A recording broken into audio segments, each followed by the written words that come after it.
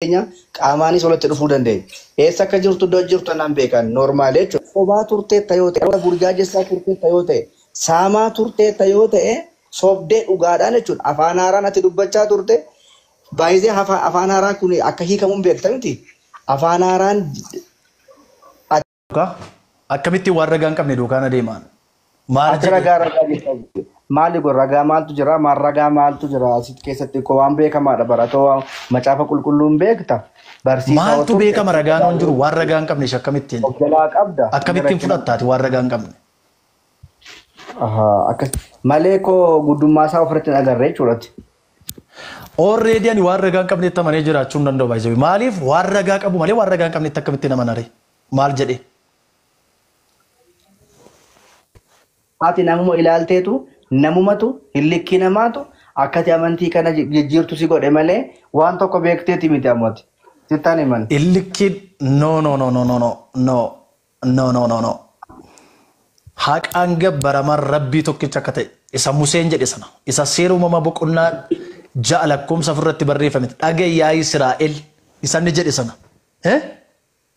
Isa Yesuusis immoo dhaga'i yaa Israa'el Waaqayyo gooftichi isa tokkichatu jira kan inni jedhe sana.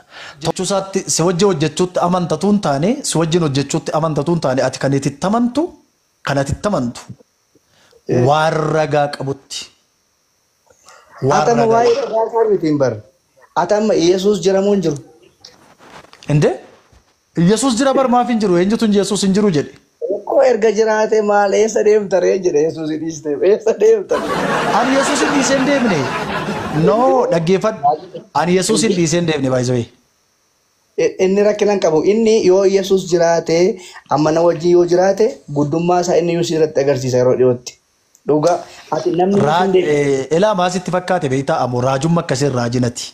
Isa kana dhiisinni rakkoo argisiisu dhiisu inni kun rakkoo hin qabu naaf. Ani wanti na dhibu hin jiru.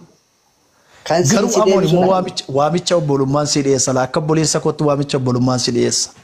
Laa ilaaha illallah Muhammad Rasuulallah jedhiiti rabbiin tokko qofa akka ta'e wallaahi laazim haqaan gabbaramaan kan sobof keessaa hin qabne ragaa qabatamaa duukaa waan dhugaa kan si dhiyeessu rabbii tokkotti amani.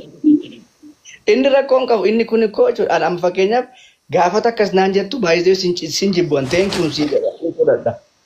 Maaliif amma garuu wanti an akka amantii koon jijjiirre wanti na godhe ani Yesuus Kiristoos faana sirriitti ol argeera inni itti dubbata natti haasa'asin jechuudha. Ati garuu otoo inni sitti haasa'u natti dubbata jettu otoo aloota barsiiftuuti aloota kana gadhiifteeti kanatti daandii gadhiifte deemte jechuudha.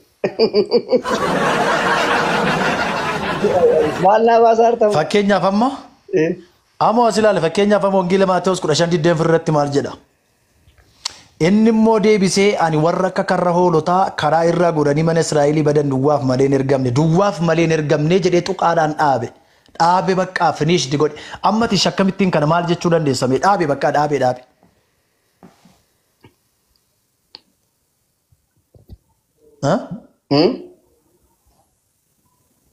Dubbisicha. Maal jedha dubbisichi? Isaaniif duwwaan ergameedha. Isaan sana duwwaa fedha. Wangeela Maatewos 19:28 irratti immoo maal jedha? Dhugumaan isinitti hima biyya lafaa ishee haaraatti ilmi namaa ulfina isaatiin teessoorra yommuu taa'u isin warri ana duukaa buutan immoo teessota 12 irra teessanii gosoota Israa'el 12 fardii kennitoodha. Ati gosa Israa'el keessa jirta amma kana naa deebisi. Gosa Israa'el keessa jirtaati? Dhaggeeffadhu gosa kana sitti ani maani rakkina hin qabu.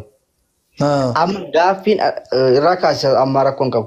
Gaaffiin amma dhaloonni amma jiran namoonni baay'ee si gaafachaa jiru miti dhaloonni baay'een asirraanis na gaafachaa jiru.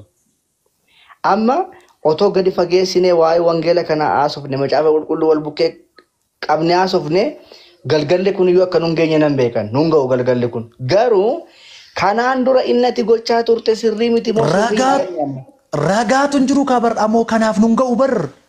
Deebiit hin jiru bar ani bar waggaa meeqa googil godhee ilaaleera bar ragaan hin jiru bar ishi maaliif nun bushu sitti maaliif nun bushu nu busha bar maaliif ragaan hin jiru ishi eessaa dhufa amma ragaan inde wanti ragaan qabne ekkoo bar si bushuu miti si oolchee 24 hours iyyuu si kaa'uu danda'a. Anamma akkamitti fudhadheera jechuun fakkaate. Amma namni dhugaa beeku namni waaqa faana Kiristoos faana wal arge eessayyuu akka deemuu hin dandeenye nan beeka. Amma fakkeenyaaf ati bakka raajje bara ammoo bakka thank you galatoomi shimaal godhan inte amma fakkeenyaaf jechuudha dhaggeeffadhu ammoo ati ammatti yoo deebituu baates wanta natti hir'istu hin jiru bara wanti natti dabaltus hin jiru narraan irratti garuu akkati karaa sirrii qabattee deemtu moo nan barbaadan obboleessa kee waanan ta'eef nan barbaada si galee namni nama jaallatu fi waanuma jaallatu hawaa waanuma jaallatu barbaada I like si godha garuu anis immoo akkumati waan na jaallattu kana naaf hawwite anis akkasuma waanan si jaalladhuuf waanan jaalladhe kana waanan argadhe kana jechuudha dhaggeeffadhu waanan argadhe kana utuun sii kenne natti tolaanis. Ani amma fakkeenyaaf jechuudha nama fakkeenyaaf otoo innan ammani qabadhee jiru kun sobadha ta'e otoo waaqayyoos natti dubbateen beeku ta'e ammoo silaa fiiggichaadhaan dhufeen amma amana ture ammuma dhufeen nan ta'a ture garuu gadhiisuu hin danda'u inni irra jirus moo dhugaadha waan ta'eef natti dubbachuusaa beeka lama fakkeenyaaf guyyaan borii maalidha roobiidha miti bor guyyaa borii maaltu akka ta'ullee dura dabarsee kan natti himu Yesuus mitire ati koo ergaa dabarsaa turteen bar dhaloota barsiisaa turteen bar karaa giruuppiidhaan dhaloota baay'eetu harka keerratti fayyee mitire isuma dhugumaan harka keerratti fayyaniiru taanaan gadhiisuu hin dandeessu ati kanaan dura garuu wanta ati gochaa turte hundumtisaa soba taanaani achi fudhatama gaafa dhabdu amantii kee jijjiirte jechuudha dhugaa waaqa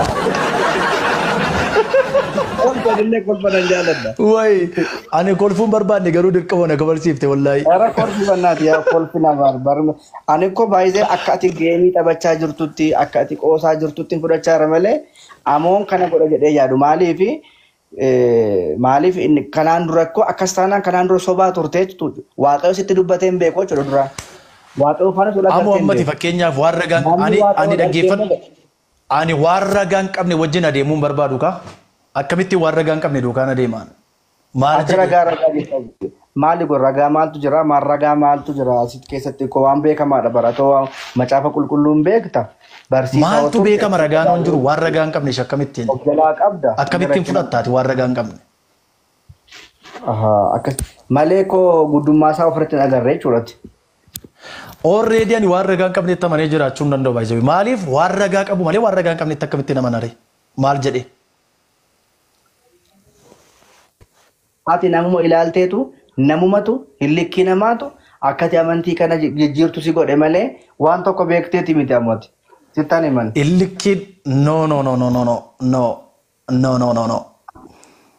Haqaan gabbaraman rabbii tokkicha akka ta'e isa Museen jedhe sana isa seera uumama boqonnaa ja'a lakkoofsa ofirratti barreeffame dhaga'i yaa Israa'el isa ni jedhe sana. Isa Yesuusis immoo dhaga'i yaa Israa'el Waaqayyo gooftichi isa tokkichatu jira kan jedhe sana. Tokkichummaan Rabbii waan nagaleef Rabbis tokko akka ta'e waan bareeffan tokkichummaa Rabbiitti amani'an. Atoo amma hin deebita gara fuulduraatto akkaman godha gaafa sana immoo nan du'a. Yaa waraabbachuuf ettee tati rakkoon qabu waan barbaade jedhee. Ana waraabaan jiru garuu Ugaa Kiristoos waraabuu miti garuu ati. No matter waraabbattes rakkoon jiru barra ani amantii kiyyatti nan buufna malee nan qaanaa miti. Interview si gochuun barbaada ani dhalootaaaf akkati waa haasoftu nan barbaada hojii kiyyaadhaan beektata kan ammoo garuu atama hin ufta deebitee waaqayyotu mootu si fida akkam taata gaafatan ammoo hin jedheen akkam taata. Ati waan barbaad ani jechuun nan gashoonni kun nan laallatu. Utuu fakkeenyaaf jechii fi oduun namaa gara amantaa jijjiirrannaatti nama fidate ani sila amantaa kan biraa wajjin yookiin achi gara sirbafaa dhaqeen amantaa kana dhiisee sirbafaa waan biraa keessa gala malee gara amantaa kanatti achasan deebi'u. Si galeera. Dhugaa dubbachuudhaaf immoo kan si dhibu ani nama baay'ee jechuun amantaa kanaaf jibba guddaa qabudha. Garuu waan jibbantu nama dhaala jette Oromoon. Si galeera. Dhuguma sittima hamma rabbiin siif hin ibsinetti hamma rabbiin labbii sammuu keessiif hin bannetti gaafa bakkee teessee ilaaltu waanuma baqqaa jechuun waanuma miidhaa yookaan waan dhugaa of keessaa hin qabne wayiis fakkaata. Gaafa garuu dhugaa kana bira geessee barte akka wanti kun dhugaa ta'e sii galaachuudha. ergasii galee qabattee qabadhuun gadhiisini akkas jettee garuu amantaa biraatti yoo buute tokkoffaa seeraan illee gaafatamuu dandeessi. Ani kanaafan amantaa biraatti hin bu'u. Amantaa nama biraas hin qeequ. Ati garuu akka ijoolleen tokko tokko haasa'anii sooshaal miidiyaa kanarratti wanta waraabamee tokko gaafa argu'amu amantuma keessaa baatee dhuftee sana gaafatti bifa biraan qeeqxutu mul'ata jechuudha. Namni takka ani hagarraatti amantaa kiristaanaa qeeqee sin beeku, mormee sin beeku, jibbee sin beeku, arrabsee sin beeku. Garuu ragaa nan barbaada amantaa kana keessaa ammarraatti ragaa yookaan immoo gaaffii waan hin qabuuf gaaffii sana gaafachuu duubatti hin deebine.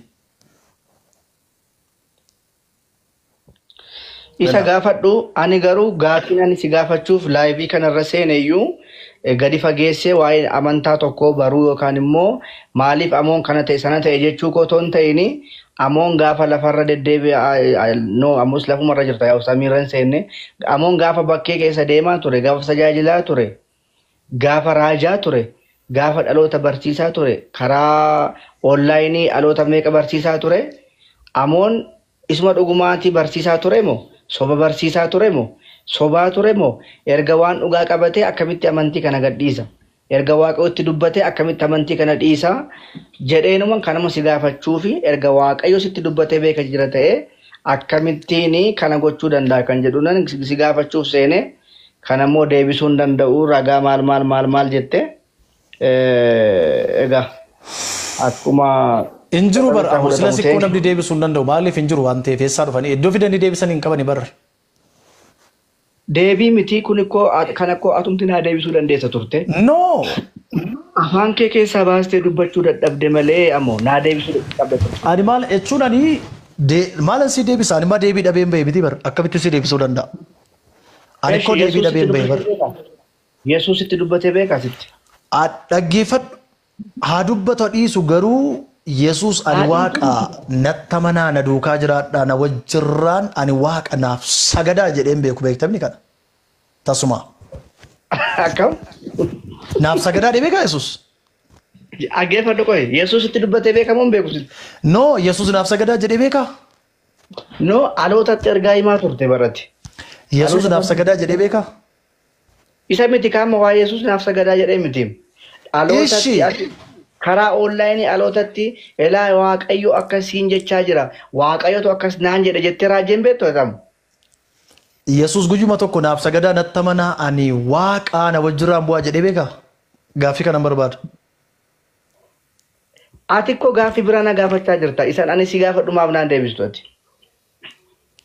Viidiyoon kee koo jiraan bara viidiyoo makeetu jiraan bara ela kunoo waaqayyo akkas naan jedheera jettee dubbattee hin beektu ati.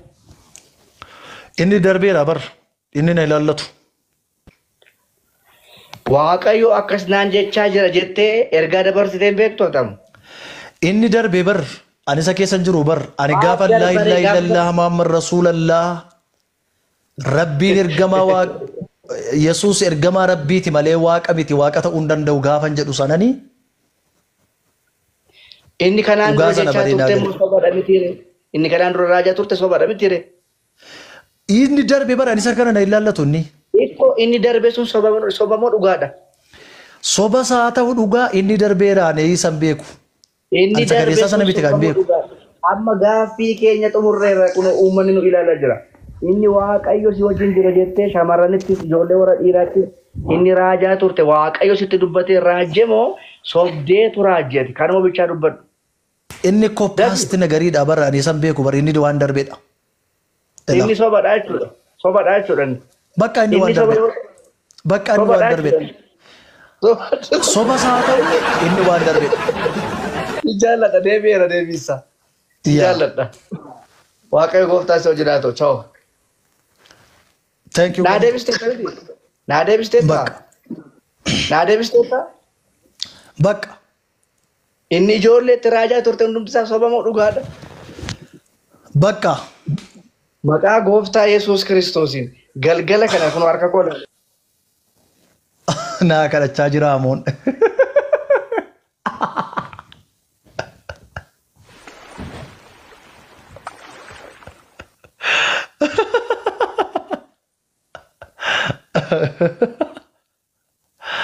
Akkanaa kadhachuutu natti fakkaata. yaa rabbiin dandeessaati nama kana sammuusaa dhugaa kana ibsiiti gara dhugaa kee tokkichaatti gara dhugaa keessa tokkichaatti fidi nama kana waan wal xaxe jalaa baasee gara dhugaa sanaatti fidati hin dandeessa yaa rabbii ani immoo du'aa hin sii godha wallaahi laasi ila amin jedhaaf isin immoo rabbiin isaa qajeelchu jedhaani rabbiin isaa qajeelchu jedha rabbiin siyaa qajeelchudha hundi keessa ati yoo dandeesse qalbii jijjiirradhu sirriitti dhugaa rabbiiti amu qalbii kee jijjiirrattu taana muut si godheen jira moo dhiifama maaliif jennaan nama nageessu waan ta'eef ani bar kana qalbii koo diddiirradhe gaafa rabbii tokkotti amanedha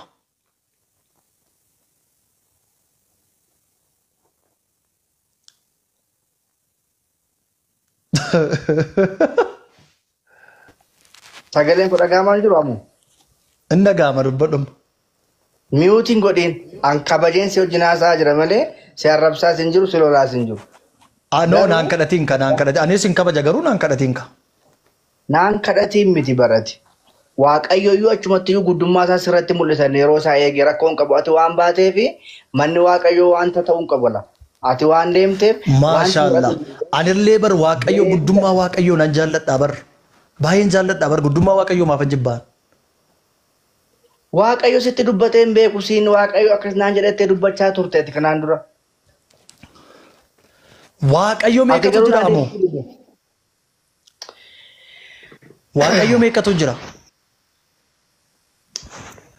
amoo sitti waan jira bare waaqayyo akkas naan jedha jechaan amoo ko waaqayyo meeqatu jira naa deebisme waaqayyo meeqatu jira ree maal tokkuma jira lama jira sadii jira afurtu jira ree innis maqaan isaa Yesuus Kiristoos waan waaqni biraan jiru waaqayyo tokko jira taan waaqayyo tokkotu jira taan sadan tokko jechuun maal jechuudha amma isa miti waaqayyo sitti ati ko yeroo keessa gallu inni hin ta'ula ishee kofaltu sadeessaa fidduu sinadis nan kofalchiifadha dhugaa amoo waaqayyo meeqa jira waaqayyo meeqa jira 10 iyyuu haa jiraatu 20 iyyuu haa jiraatu waaqayyo akkasiin jedhanii ishati tiriiniititti namantamoo namantu tiriiniititti namantamoo namantu Adama waan biraa si gaafachuun barbaade waa'ee amantaa tokko si gaafadhu. Ani waan biraa si gaafadhu bar anis ishuma kana si gaafadha bar waaqi meeqa jira tokko jira naan jette tiriiniititti namantaa.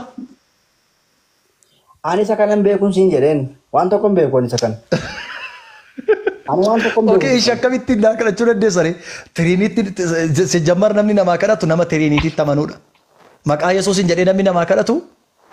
Tiriiniititti nama amanuudha. Akilii namaaf dhalootaaf kadhachaa turteen siin jechaa jira. Dhalootatti raajaa turte, dhugaa raajaa turte, moo soba raajaa turte, uummata kana biratti nuu deebiseen nuti waan biraa miti. Waaqayyo meeqatu jiraan immoo suma kana baruun barbaada bar tiriiniitiin maa inni.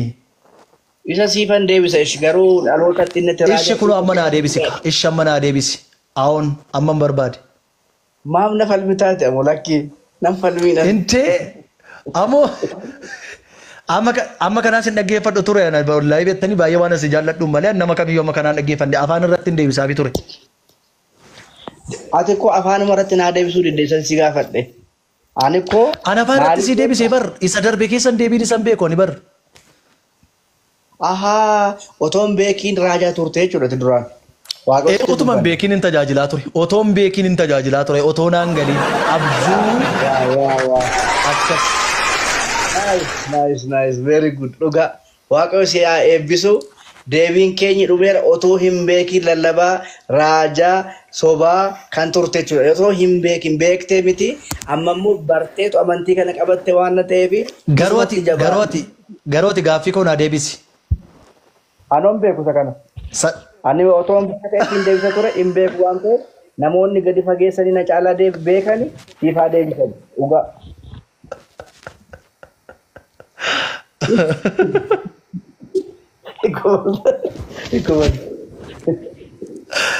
Imbeekotte imbeeyto amoo akkamitti waan hin bahinne itti qabamtee raatta gaatamma anu nama rarte wallahi ilaasin.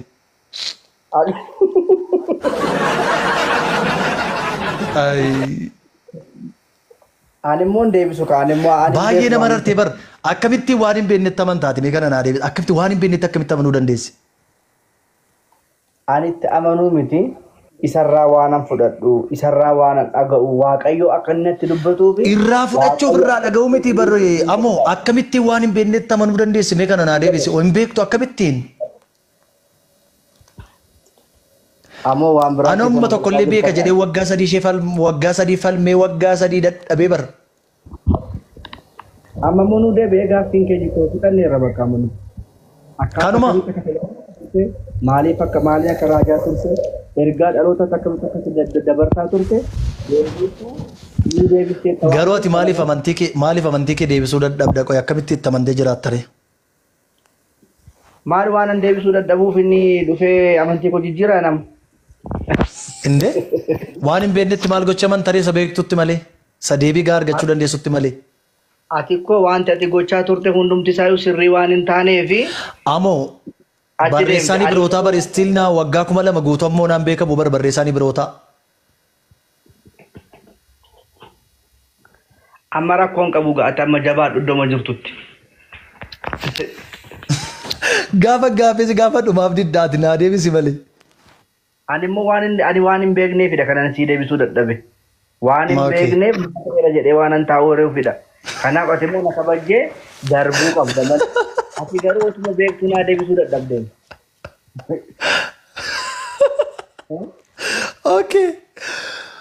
okay amma nama 600 as jira amma kana namarratti hin beekootte namni 600 kun akka tama waa'ee amantaa kanaan beeknettis fudhatarraa kaase hin beektu baqqaachuudha ani waan tokko sitti himu nama 600 miti namni 1,000,000 tokko too dhufe jechuudha waan barbaade yoo too dhufe jechuudha wanta amantaa kiyya kana nan jijjiirsiisne wayii qabaan sii galee atuma fakkeenyaaf waan sobdeef waan hin beekneefidha amantaa kee kan jijjiirte ani immoo wanta hin beekneefi wanta ofirratti argu waan hin qabuufi gadhiisuu hin danda'u sii galee macaafa beekuu wallaaliin kiyya amantaa kee nan jijjiirsisu baranaa baay'ee na gaddisiiste wallaahi way carraake wallaahi jette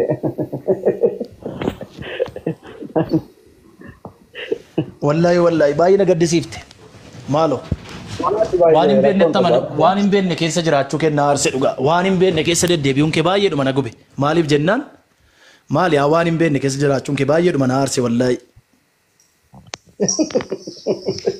Ante waan hin beeknetti amantaa ante achuma masaayyuu.